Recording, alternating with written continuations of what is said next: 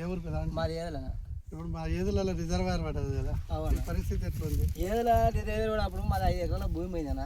5 ఎకరాల భూమి పోతే మేము ఇక్కడికి వచ్చి సిరిగపల్లి 2 ఎకరాల భూమి తీసుకున్నాం. 5 ఎకరాల భూమి పైలు పెట్టి మేము ఇప్పటికీ భూమి పోతే మాకు 20 వస్తుంది.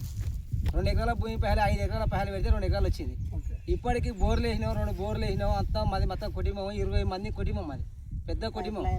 మొత్తం పైప్ లైన్లు వేసినాం, బోర్లు వేసినాం, మొత్తం అన్నిటికీ సవరాలు అయినాయి. నీళ్ళు ఉన్నతో భూమి లేదు, భూమి ఉంటే నీళ్ళు లేవు. ఆ నుండి ఆడ పోయింది వచ్చి కొనుక్కుంటే ఈ ఒకరు 20 అంటే మేము ఎలా బతకాలనా?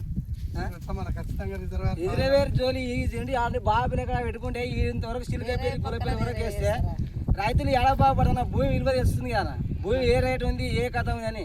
మనకు నీళ్ళు లేవంటున్నా, నీళ్ళు లేవన్నా. నీళ్ళు ఇంతవరకు ఇప్పుడు ఆయన కాంగ్రెస్ బాబు ఉన్నప్పుడు ఇదే చిన్న చిన్న డాములు కట్టి నీళ్ళు తీసుకుపోయింది.